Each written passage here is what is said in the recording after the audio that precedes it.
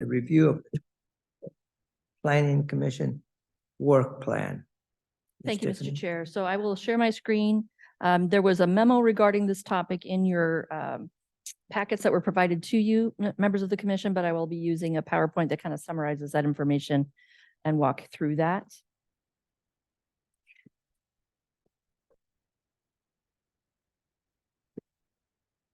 So again, some of this we've just gone through, but a quick overview for yourself. These are the names of all of the Planning Commission members as of 2024, and there are 4 new members, as you may already know. So quite a change, and we are in the middle of a multi-year process. So there's going to be some catch up for the new members to make. I will just make myself available to you individually should you want some one-on-one time to bring you up to speed on particularly the 2024 comprehensive plan update, because that is something the Planning Commission has been talking about since September of 2022. So again, happy to go over that with you, but that will be a focus of next meeting as well. And then the staff, we just introduced ourselves to you. The schedule for the Planning Commission, we meet normally on the first and third Wednesdays starting at 6:30 p.m. unless they are canceled or rescheduled for some reason. Right now, the meetings due to holidays and an anticipated activity at the end of the year, those 3 dates, June 19th, July 3rd, and December 18th, we anticipate having no meetings. There will be once a year a joint meeting that happens with the City Council, and that's an opportunity for Commission and Council to be all in the room together at the same time. You are an advisory body to them, and they do take what you have to say seriously, both at this meeting and also in your recommendations through resolution or other action. So mark that, please. That's a Monday night at the council's meeting, which starts at 7. And then I would also ask you right now to just pencil in a special Planning Commission meeting on May 29th. It's the 5th week of that month. And just we'll remind you over and over again, but that's right after Memorial Day. So please just mark that that would be a meeting that evening, in part because we're going to lose the June 19th meeting. All of the meetings are hybrid. So if you, for some reason, weren't able to be here in person, whether you're out of town or travel or whatever it is, you could be attending live right now remotely. You would just need to let Karen know that ahead of time, so we're ready for that. The chair and vice chair or a chair pro tem presides. So thank you, Mr. Estrada and Mr. Combs, for stepping in. We do follow Robert's Rules of Order, and then there is a city code section. See if I can get, sorry. See if I can show you the bottom of the screen here. Nope. We do have a chapter within the city code talking specifically about the powers and scope of work for the Planning Commission as well. This is what the page looks like on the city's website. So there we go. Sorry. If you were to go to cityoflakewood.us/planning commission, you would be able to find this pretty simply. And then you'll see at the bottom, there's links to agendas and minutes in particular, if you want to be focusing on past meetings, maybe catch up, what have you. Other informational materials are there. And then there's contact information from Ms. Devereaux or myself, should you need that for some reason. You can also see here on the side, there's also these easy links directly from this page, should you want to look at other boards and commissions, go to city council information, etc. This is what the link on our city code page looks like. And that's just at lakewood.municipal.codes. And in particular, the Planning Commission pays a lot of attention to what happens in these 3, 18A, B, and C. These are our land use development regulations that apply either citywide or within those 2 sub-areas you see there listed, downtown or station district. However, there are other code chapters within the titles that you will be seeing reference to depending on the topic. So at some point you're going to have, for instance, Public Works staff in front of you talking about their transportation improvement plan, and that would be referring back to some of the other codes besides just the 18s. But this is what it looks like. If you were to try to search for something, this is a great page to start from. It'll take you originally to the code, but if you start a search, you can choose then, once you see some initial results, to limit your search to just the municipal code, to look just at city ordinances or resolutions or even council minutes. So there's ways to get to all of those different things from this particular link. The council has a vision for the city, and this is one of the things that the Planning Commission should be aware of, and it helps inform the process that you make, although of course you are independent decision makers and advisory body. But there is a 2026 vision for the city, which is 30 years after incorporation. And you can see that there on the left. The highest priorities are its history, acknowledging and celebrating community and diversity, economic growth, recognizing public and private schools, environment, municipal services, and then supportive of the military base, of course, JBLM, but also Camp Murray, which is where the governor goes with the Washington Military Department in cases of natural disasters, et cetera. And that's immediately to the south. What you see on the other graphic here is the standing strategic plan that the city council has adopted. And this is 23 to 24. They will this spring start in on a process that will be the 25-26 strategic plan. This plan is not the same as code, but it is something that again informs and kind of helps you keep in your mind kind of where council sees top priorities, for instance, and if there is an issue that you're dealing with, if they've already said this is kind of our slant or this is how we see this being handled in the city. Both of these are available through this link, and these things are live. I will send you this document and you'll be able to hyperlink directly to these things. So quickly though, the goals that were included in the 21 through 24 council goals include these here on the screen. Economic development, dynamic and robust local economy, dependable infrastructure, and that could be anything from roads to sewer to power to telecommunications, public safety, fiscal responsibility, transparency in all the processes that the council down to every staff person conducts, and then having an active community, including in the land use planning. And so again, as we work through this year, which is a key year for the comprehensive plan, which we'll talk about at length, but also the other development regulations that implement that. This is something that is high priority to incorporate public feedback. And so there's going to be, and there already has been, open houses, for instance, on this issue. And you are more than welcome to attend any or all of those. It won't be required, but you'll certainly have plenty of heads up should you want to. There is a statement on equity that the city council adopted several years ago. I won't read it word for word, but it was recognizing eliminating systemic racism, and that includes, as you see here, equity in municipal planning. So that is something that they've taken into account. This is just a really quick overview coming from the 2020 census and additional data since then. So this is through 2022. But what you see is, as of now, we have about 63,000 people living in the city of Lakewood. It does have a population that is a majority non-white or majority BIPOC. It's one of 15 cities in the state of Washington that is a majority BIPOC population. The employment rate is about 55%. There's about 26,500 households as of now, and a household could be one person up to a family of 10, up to unrelated people living in a particular housing unit. The median household income for Lakewood is about $65,500, and that is roughly 20% or so less than countywide. So we do have a wide spread within the city, but the median, meaning there's half above and half below, is at about that 65,000. Education, about a quarter of the people have bachelor's degree or higher, and we do have about 9% of the city population without health care. Continuing with some of the demographics for the city, this is a map that comes from the state of Washington, and it's called the Health Equity Access. It ends up being HEAL, excuse me. But essentially, it's not just physical health. This is talking about environmental issues as well as others. This particular version of the map and these color codes relate to socioeconomic factors for Lakewood. The different sections that you see here in the city are the census blocks broken out. So for instance, we are sitting just about right here within the Lakewood City Hall.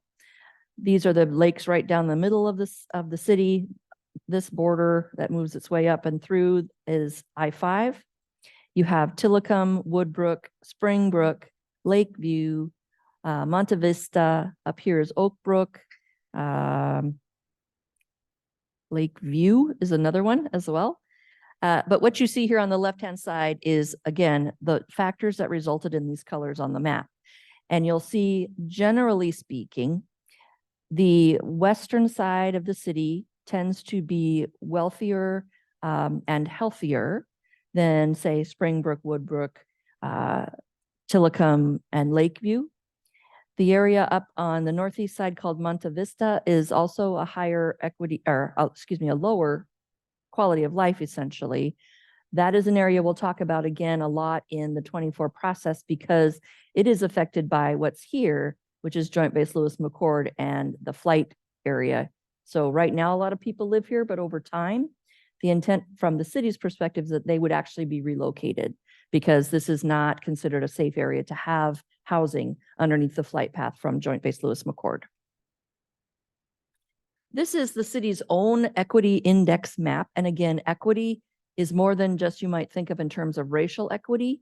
You'll see there's all of these different factors that you can look at. You can break down on this map. This is the link. And again, when I send this to you, you'll be able to hyperlink directly to things. On this map, the darker colors essentially equate to a better result or a better quality of life or a better standing in whatever factor you're looking at. So equity, accessibility, livability, education, economy, and environment are the different items that you can look at, and you would get a different result here should you want to dive a little deeper into this information about the city's population. And then over here on the left-hand side is where you would change the map. So unfortunately, you would think if you clicked over here, the map would change too. It doesn't, just technologically limited. So you'd need to make sure you're looking at the right map in relation to what you're looking at for data. And speaking of which, this is jumping to livability. So you'll see the color scheme and the results changed from the overall equity score to, in this case, livability. But you'll see these are the types of factors that are taken into account specifically related to livability in the city. Same idea here. This is environment in this case. And again, the colors have shifted around to reflect different things in terms of the environmental index factors that you see there.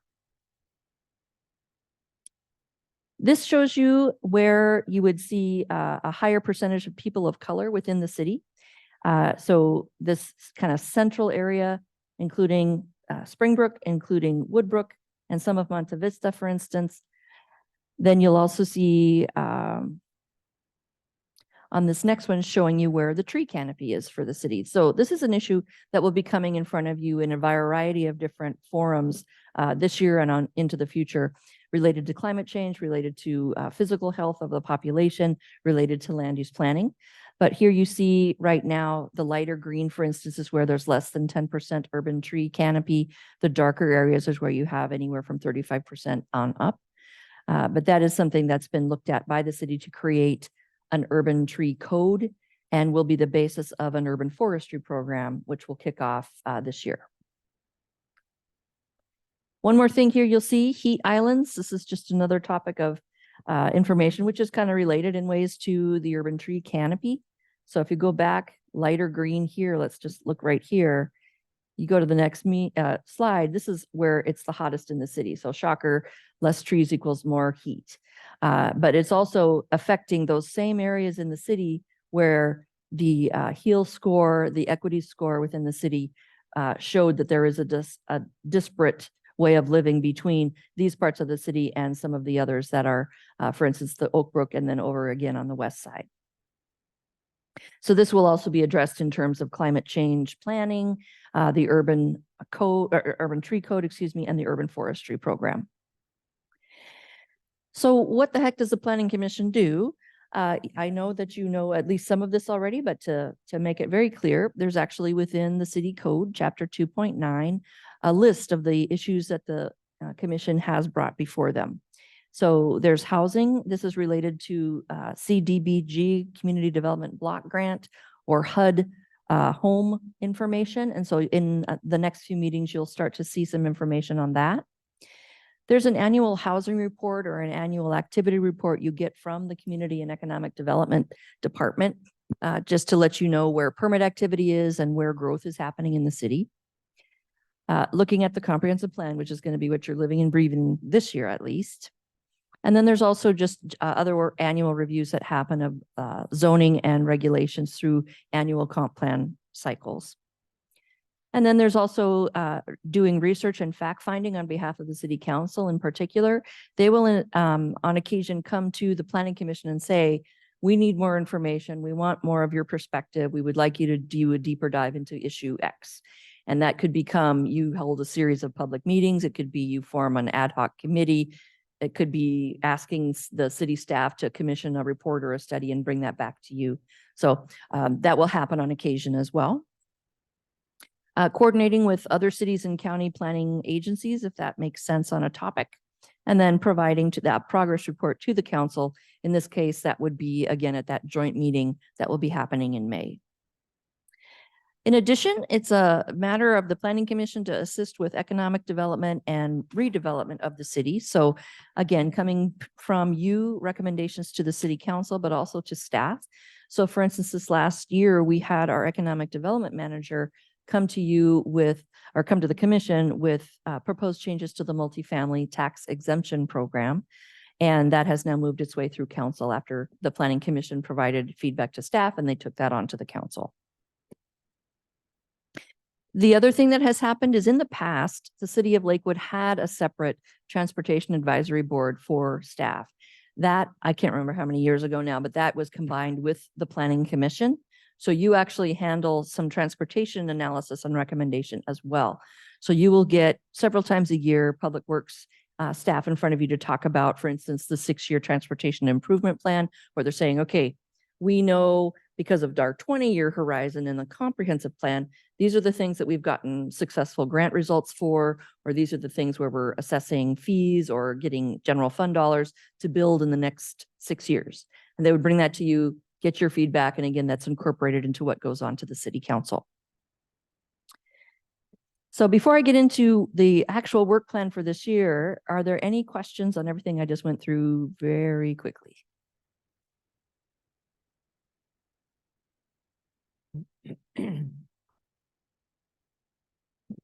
Tiffany, can I add a couple of things? Sure.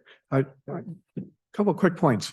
One, Lakewood is really sometimes described as a barbell community with very wealthy people and very poor people and a very small middle class. And that's been an issue with the city council in previous years, wanting to build up economic development and provide for greater job opportunities and better types of jobs in Lakewood. The other piece is that we have a very high rental housing market with lots of rental units. And so the city council did agree to a rental housing program where we do an inspection process on every 5 years with all multifamily apartments. That has made a big impact upon improving housing quality. And as a part of your housing report, I would imagine Mr. Jeff Gum, who's our housing manager, may provide you some additional information on that. But that's kind of a key point to sort of monitor in your time on the council, on the planning commission.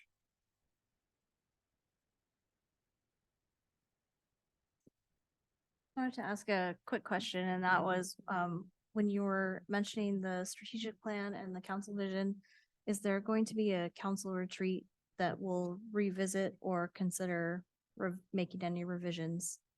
Yes, the planning, excuse me, the city council will be doing that in, I believe it's February. They're going to be looking at the 25-26 biennium. They often tie the strategic plan to what the budget will look like for the next coming year or so. Tiffany, Yes. we presented our work plan to the council. Will that be in February or in May? Actually, it's next Monday night that it is being brought to the council. That's being done by staff, by the assistant to, or I think he's called the assistant to the city manager. He's presenting all of the work plans for the year. And then the following week, the city council will deliberate if they need to, and then accept those work plans. Okay. Any other questions for Ms. Stephanie Spear? Thank you, Tiffany. All right. So I'll just walk us through then. This is the work plan that is going to the council next Monday night. You've already done the first one. Hooray. The work plan you're doing right now. Hooray. The updated goals, what what I will do for you is once they do have the session that Ms. Talbot was just asking about and have an updated set of goals, provide those to you and walk through them if it makes sense, if there's things that would apply specifically to things that the commission will be dealing with. That will happen first, second quarter. The annual housing action plan and consolidated housing plan, those are the things that Mr. Gum will be bringing to you later in the first quarter of this year. The city of Lakewood is in what's called a consortium with the city of Tacoma because of the amount of dollars that would come from, for instance, the CDBG program to Lakewood. It's based on population. Tacoma is obviously bigger than Lakewood. They have more money coming to them. And the thought was at one point, given the amount of funds that would come specifically to Lakewood, it made sense to partner in order to get more results for the total amount of dollars. So Tacoma and Lakewood do this in tandem, and both jurisdictions actually review and then approve those plans. And so we'll talk about it with Mr. Gum. He'll take it to the Lakewood Council, but that will also be discussed in Tacoma as well. Another thing that the city has is an annual process, and this will be probably either late first quarter or second, where the community groups that are involved in shoreline restoration within the city, as you know, there's a number of lakes and creeks here, will come in and provide an update to the Planning Commission on what they've been able to accomplish over the last year with those restoration activities. And if there is something that either our Parks Department or our Public Works Department have done that relate to this, they will also be here to provide that information to you. What has been asked of this by the City Council of the Commission is once you hear that information, if you feel any amendments are needed to the restoration plan that's adopted by the city, you would recommend those amendments and then it would go forward to council for review. It may be that you hear from the groups that you'll hear from and you feel like the Shoreline Master Program and the restoration plan still fully comply with state law. There's no need to update. Perfectly fine if that's the decision by the commission. And then the biggie, this is the one that will go all the way probably for the Planning Commission through the end of June. And it will be on every agenda between now and then. You will have at least one, but you may decide to have more than one public hearing on this process. But this is a 10-year review that's required under state law of the city's comprehensive plan and then the associated development regulations. There is always an annual plan or annual cycle. So you will always have as part of your work plan, people, the city coming to you with a request, for instance, to rezone a parcel or to add a new level of density in a zone or to change something from a commercial to a residential zone. And then you may also have coming in that cycle a recommendation either from the city staff themselves because they've dealt with a particular code section and it needs a tweak.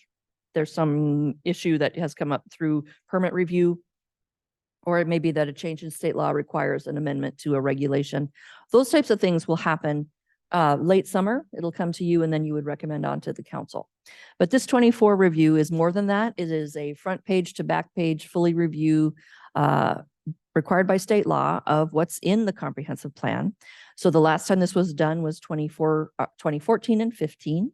And we're doing this, as I mentioned, we started at the end of 22. We're just about to the point of bringing things to the public, including this planning commission process of an entirely rewritten comprehensive plan with some significant changes, particularly with housing. And so if the newer planning commission members, if you're kind of like, I need to catch up and where do I spend my time? I would request that you would spend time on the housing issues. That's where most of the discussion will happen this year, probably in your hearings, as well as amongst yourselves and then with the council. The state law changed about how many housing units per lot the city has to allow happen. And it's quite a change for some of the zones in the city. So that is probably the top topic. The other thing, though, is we do have some climate changes to rules, as well as some rules related to housing that affect parking. And that would be the other big topic I would assume will be before you from public testimony, et cetera, is whether the city should change its policies down to its regulations about where people can park, particularly in residential neighborhoods. So again, as I said at the very start of the meeting, if there's anything that you would like some one-on-one time with, I'm more than happy to meet with you. But I will refer you as well to the recorded sessions where these things have been talked about and the materials should you want to do it on your own. Once you are finished with this process, and assuming it happens by the end of June, it will then go on to the council. They, in times past, have sometimes sent things back to the commission. So if, for instance, something comes up in the city council's discussion among themselves or with the public hearing where they feel something's not fully baked, they need additional information coming to them before they vote, it may come back to you, and they may have a specific question they want you to look at, or they may have a specific task they want you to accomplish, and then return that back to the city council. That's happened a couple times in the last few years. So I wouldn't be completely surprised if that happened with this, because it is such a major change regarding housing. Once they have it, though, the idea is that they are taking action probably by end of September, and by state law, the city needs to have adopted this new version of its plan by the end of the year. So once that's in place, those other type of annual cycles that'll be in front of you every year, that will be what it's based on. The next one that you'll see on an annual basis, this will come to you in second quarter, is that transportation improvement program I just mentioned from Public Works. So again, it's saying, we know the projects we want to do over the next 20 years. Within the next 6, these are the ones we have the funding secured for. And these are the ones that maybe were completed in the last year. These are the ones we've now added because new funding's become available. And then it's an iterative process. You're having a conversation with Public Works staff before they take it to council. Urban forestry is a new program. It's something that is an outcome of the tree code actions that were taken in 22 into the early 23 by the city. And the intent is over the next few years, actually, to do this kind of in a phased process, to say, okay, we have our municipal code that says, if you're wanting to build something, this is how you have to treat the trees on site, or this is how you have to replace them. This is going beyond that to say, we are encouraging, whether it's a business or an individual homeowner, to look at tree canopy, tree coverage, and help us improve it as a city. It's the city itself looking at public parcels and figuring where there may be an opportunity to increase tree cover. But at this point, we're not even at the stage where the council has seen the plan from staff as to how to proceed. We're having internal discussions among various departments to set up an action plan that the city manager and then council will review. I would also add that when you get to that, the urban tree forestry program, it's also talking about an operation and maintenance component on an annual basis. That's probably between $400,000 and $500,000 a year. So there is a significant cost aspect to this, which the council so far has agreed to move forward with. The next piece, I mentioned multifamily tax exemption, but that is a program that many jurisdictions in Washington now have. And if you break down the name of it, it starts to make a little more sense maybe. This is saying there is an opportunity on multifamily projects to have a tax exemption for a certain amount of time. This has proven to be a really effective tool for jurisdictions to bring in more affordable housing and higher density housing, probably in the last 10, 15 years. And what we've done in this last year with the MFTE program is update the code to meet current state law. But what wasn't touched yet was what are called the residential target areas. And that's where this program would apply. So there's maps right now of where a developer can come in and say, hey, my parcel's here. It's within one of these RTAs. So I'm going to proceed with this application for a tax exemption in order to have a more affordable upfront construction process. Those target areas are subject to some review this year. So you'll have that in front of you second half. And then we have already in place in the comprehensive plan, the climate change chapter. That is being changed in part because of state law, because now the state legislature has said, you need to ramp this up beyond what Lakewood had voluntarily done over the last few years to now require planning for climate resiliency is what they called it. And there's a number of changes, not only to the energy and climate change part of comp plan, but transportation, housing, et cetera. So that's going to be a multi-year process as well. And I kind of envision this one kind of like an octopus. You've got a lot of different things that this climate and resiliency requirement package will affect with city planning. Then, believe it or not, just about when you've done panting your way through the 24 comp plan process, we will start on the 25. And that again is that annual call for applications. It's a much leaner process. And it may well be that because of what's happened in 24, you won't get any applications for 25, but it'll depend because those are applications that can come from private parties as well. And then the last piece would be the annual development regulations. And those, as I mentioned before, that's misspelling was caught, or there's an issue where the timing is needing to change for a particular permit review, or because of the legislative session, there's a new bill that went into effect and we need to change our code in response. So that'll be towards you at the end of the year as well. So that's your work plan for this year. Any questions on any of that? Anyone have any questions? It's not done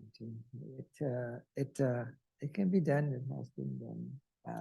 One of the things I need to ask, however, a lot of this information has been presented to the Planning Commission previous meetings. Do the new members have access in their iPad to the previous minutes? They should be there through the link to the website because all of the minutes are listed there if they're not actually already uploaded to their iPads. If not minutes. And also Karen is saying that the they should be uploaded as well. And every time Karen, for example, sends us out an invite, schedule also all the attachments.